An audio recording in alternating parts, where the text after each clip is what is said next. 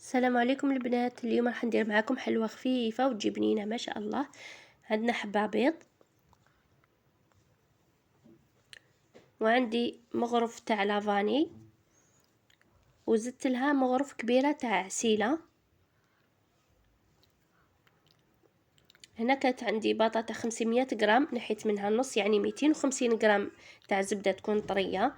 هنا بعد ما خلطت مليح نبدا نضيف الفارينه، ودرت لها شويه كيما راكم تشوفوا تاع الخميره تاع الحلوه. شوفوا رشه فقط، ما قويتلهاش. ونبدا نخلط ونلم في العجينه حتى نتحصلوا على عجينه تكون طريه ومتماسكه. هذا هو القوام اللي تحصلنا عليه. هنا نحتاج الجفنه. هنا جبت هذاك الكرفاج، ونبدا نشد العجينه بشويه ونبدا نكرفج فيها.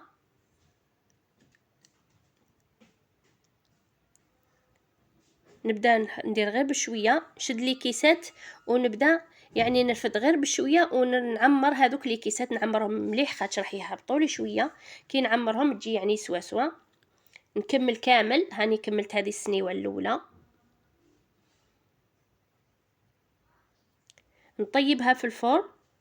هنا غير تخرج نحمرها يعني من التحت، ونزيد نحمرها من الفوق. غير تحمار نخرجها من الكوشه. نبدا ندير لها هنا بعد ما خرجت وراهي سخونه، ندير لها مغرف تاع عسيله من الفوق. قلنا وهي سخونه، ما نخلوهاش حتى تبرد. وتجي بنينه بنينه يا البنات، تجي ما شاء الله.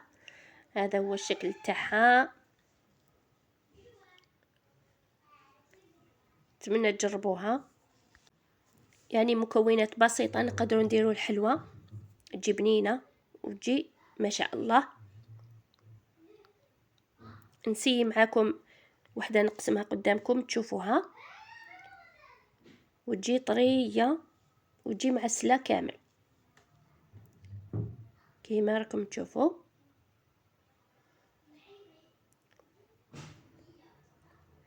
ما نساوش دائما وابدا اللهم صل وسلم وبارك على سيدنا وحبيبنا محمد عليه افضل وازكى الصلاه والتسليم.